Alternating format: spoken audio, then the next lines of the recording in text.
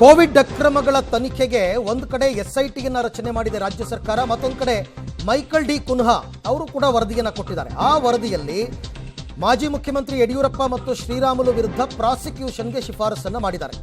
Section 7 ಮತ್ತು ಭ್ರಷ್ಟಾಚಾರ ನಿಯಂತ್ರಣ ಕಾಯ್ದೆ ಅಡಿ ಕೇಸ್ ದಾಖಲಿಸಿ ತನಿಖೆಗೆ ಅವರು ಶಿಫಾರಸನ್ನು ಮಾಡಿದ್ದಾರೆ. 2020 ಏಪ್ರಿಲ್ನಿಂದ ಚೀನಾದ 2 ಕಂಪನಿಗಳಿಂದ ಪಿಪಿಇ ಕಟ್ ಖರೀದಿಸಿ ಅಕ್ರಮ ಮಾಡಿದ್ದಾರೆ ಅಂತಕ್ಕಂಥ ಆರೋಪ.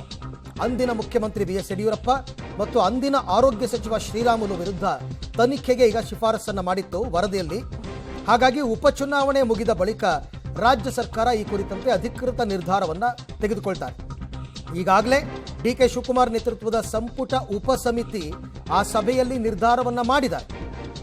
ಉಪಚುನಾವಣೆಯ ಬಳಿಕ ಸಂಪುಟ ಸಭೆಯಲ್ಲಿ ಗ್ರೀನ್ ಸಿಗ್ನಲ್ ಅನ್ನು ನೀಡಿ ಮುಂದಿನ ಪ್ರಕ್ರಿಯೆಗಳನ್ನು ನಡೆಸ್ತಾರೆ ಅಂತ ಮಾಹಿತಿ. ಒಂದು ಕಡೆ ಎಸ್ಐಟಿ ತನಿಖೆ ಆಗ್ತಾ ಇದೆ, ಇನ್ನೊಂದು ಕಡೆ ಕುನ್ಹಾ ವರದಿಯಲ್ಲಿ, ನ್ಯಾಯಮೂರ್ತಿ ಮೈಕಲ್ ಡಿ ಕುನ್ಹಾ ವರದಿಯಲ್ಲಿ ಯಡಿಯೂರಪ್ಪ ಮತ್ತು ಶ್ರೀರಾಮುಲು ತಪ್ಪೆಸಗಿದ್ದಾರೆ, ಅವರ ವಿರುದ್ಧ ಪ್ರಾಸಿಕ್ಯೂಷನ್ ಅನ್ನು ಮಾಡಿ ವಿಚಾರಣೆಯನ್ನು ಮಾಡಿ ಅಂತ ವರದಿಯಲ್ಲಿ ಉಲ್ಲೇಖ ಆಗಿದೆ. ಈ ಬಗ್ಗೆ ಮತ್ತಷ್ಟು ಮಾಹಿತಿ ನನ್ನ ಕೊಲೀಗ್ ರವೀಶ್ ಅವರಿಂದ ಪಡ್ಕೊಂಡ. ರವೀಶ್, ಈಗಾಗಲೇ ಶಿಫಾರಸ್ಸಿನ ಅನ್ವಯ ಸಂಪುಟ ಉಪಸಮಿತಿಯಲ್ಲಿ ನಿರ್ಧಾರ ಏನೋ ಆಗಿದೆ. ಈಗ ಮುಂದಿನ ಪ್ರಕ್ರಿಯೆಗಳು ಹೇಗಾಗುತ್ತೆ? ಇದು ಕೂಡ ಸೇಡಿನ ರಾಜಕೀಯ ಅನ್ನೋ ರೀತಿಯಲ್ಲಿ ಏನಾದರೂ ರಾಜಕೀಯ ಮಾತುಕತೆಗಳು ಬರೋ ಸಾಧ್ಯತೆ ಇದೆಯಾ? ಅರವಿಂದ್, ಪ್ರಮುಖವಾಗಿರ್ತಕ್ಕಂಥದ್ದು ಮೈಕಲ್ ಡಿ ಕುನ್ಹಾ ಅವರ ವರದಿಯ ಅನ್ವಯ ಕ್ರಮಗಳನ್ನ ತೆಗೆದುಕೊಳ್ಬೇಕು ಅಂತ ಕಳೆದ ಸಚಿವ ಸಂಪುಟ ಸಭೆಯಲ್ಲೇ ಚರ್ಚೆ ಆಗಿತ್ತು. ಒಂದು ಎಸ್ಐಟಿಯನ್ನು ಕೂಡ ರಚನೆ ಮಾಡಿ ಸಂಪುಟ ಸಭೆ ಒಪ್ಪಿಗೆಯನ್ನು ಸೂಚಿಸಿತ್ತು. ಇದೇ ಸಂದರ್ಭದಲ್ಲಿ ಬೇರೆ ಬೇರೆ ರೀತಿಯ ಒಂದು ವರದಿಯಲ್ಲಿರ್ತಕ್ಕಂಥ ಅಂಶಗಳನ್ನು ಕೂಡ ಜಾರಿಗೆ ತರೋದಕ್ಕೆ ಡಿಕೆ ಶಿವಕುಮಾರ್ ಅವರ ನೇತೃತ್ವದಲ್ಲಿ ಸಚಿವ ಸಂಪುಟ ಉಪಸಮಿತಿಯನ್ನು ಕೂಡ ರಚನೆ ಮಾಡಿದ್ದಾರೆ.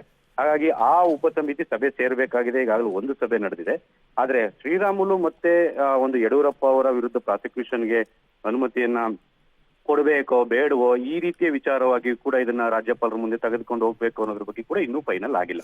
ಅದು ಸಚಿವ ಸಂಪುಟ ಉಪಸಮಿತಿಯಲ್ಲಿ ಮತ್ತೊಮ್ಮೆ ಚರ್ಚೆ ಆಗುತ್ತೆ. ತದನಂತರ ಅಲ್ಲಿ ನಿರ್ಧಾರ ಆಗಿ ಆ ಬಳಿಕ ಸಚಿವ ಸಂಪುಟಕ್ಕೆ ಸಭೆಗೆ ಬರುತ್ತೆ. ಸಭೆಯಲ್ಲಿ ಅಂತಿಮ ತೀರ್ಮಾನ ಆಗುತ್ತೆ. ಪ್ರಮುಖವಾಗಿರ್ತಕ್ಕಂಥ ಒಂದು ಶಿಫಾರಸ್ ಇರ್ತಕ್ಕಂಥದ್ದು ಅಂದ್ರೆ ಮೈಕಲ್ ಡಿ ಕುನ್ಹಾ ಅವರ ವರದಿಯ ಪ್ರಕಾರ ಆ ಶಿಫಾರಸ್ನಲ್ಲಿ ಎಲ್ಲೋ ಒಂದ್ ಕಡೆ ಚೀನಾದ ಕಂಪನಿಗಳಿಂದ ಒಂದು ಪಿಪಿಇ ಕಿಟ್ ಅನ್ನ ತರಿಸ್ಕೊಂಡಿದ್ದಾರೆ. ಅದರಲ್ಲಿ ಒಂದು ಪಾರದರ್ಶಕ ನಿಯಮ ಒಂದು ಕಾಯ್ದೆಗಳನ್ನು ಕೂಡ ಉಲ್ಲಂಘನೆ ಮಾಡಿದ್ದಾರೆ. ಹಾಗಾಗಿ ಯಾವುದೇ ರೀತಿಯ ಟೆಂಡರ್ ಅನ್ನ ಕರೆದಿಲ್ಲ, ಮತ್ತೆ ಬೆಲೆಗಿಂತ ಅಗತ್ಯ ಬೆಲೆಗಿಂತ ಹೆಚ್ಚಾಗಿ ತೆಗೆದುಕೊಂಡಿದ್ದಾರೆ. ಈ ರೀತಿಯ ನಿಯಮಾವಳಿಗಳನ್ನು ಉಲ್ಲಂಘನೆ ಮಾಡಿ ಪಿಪಿಇ ಕಿಟ್ ಅನ್ನ ಖರೀದಿ ಮಾಡಿರ್ತಕ್ಕಂಥದ್ದು ಅಕ್ರಮ ಅಂತನೂ ಕೂಡ ಆ ವರದಿಯಲ್ಲಿ ಉಲ್ಲೇಖ ಮಾಡಿದ್ದಾರೆ. ಆ ಕಾರಣಕ್ಕೋಸ್ಕರವಾಗಿ ಅಂದಿನ ಮುಖ್ಯಮಂತ್ರಿ ಮತ್ತೆ ಆರೋಗ್ಯ ಸಚಿವ, ಯಾಕೆಂದ್ರೆ ಆಗ ಇನ್ನೂ ಕೂಡ 2020 ಏಪ್ರಿಲ್ನಲ್ಲಿ ಶ್ರೀರಾಮುಲು ಅವರೇ ಆರೋಗ್ಯ ಸಚಿವರು ಆಗಿದ್ರು. ಹಾಗಾಗಿ ಅವರ ವಿರುದ್ಧ ಪ್ರಾಸಿಕ್ಯೂಷನ್ಗೆ ನಡೆಸಬೇಕು, ತನಿಖೆಯನ್ನು ನಡೆಸಬೇಕು. ಅದರಲ್ಲೂ ಕೂಡ ಭ್ರಷ್ಟಾಚಾರ ನಿಯಂತ್ರಣ ಕಾಯ್ದೆ ಅಡಿಯೇ ತನಿಖೆ ಆಗ್ಬೇಕು, ಮತ್ತೆ ಸೆಕ್ಷನ್ 7ರಲ್ಲೂ ಕೂಡ ತನಿಖೆ ಆಗ್ಬೇಕು ಅಂತ ಕೂಡ ಶಿಫಾರಸನ್ನ ಮಾಡಿದ್ದಾರೆ. ಹಾಗಾಗಿ ಆ ಶಿಫಾರಸು ಈಗ ಸರ್ಕಾರದ ಮುಂದಿದೆ. ಆ ಶಿಫಾರಸಿನ ಅನ್ವಯ ಯಾವ ರೀತಿ ಅದನ್ನ ಮುಂದಿನ ಪ್ರಕ್ರಿಯೆಗಳನ್ನ ಜರುಗಿಸ್ತಾರೆ ಕಾದ್ ನೋಡ್ಬೇಕಾಗಿದೆ.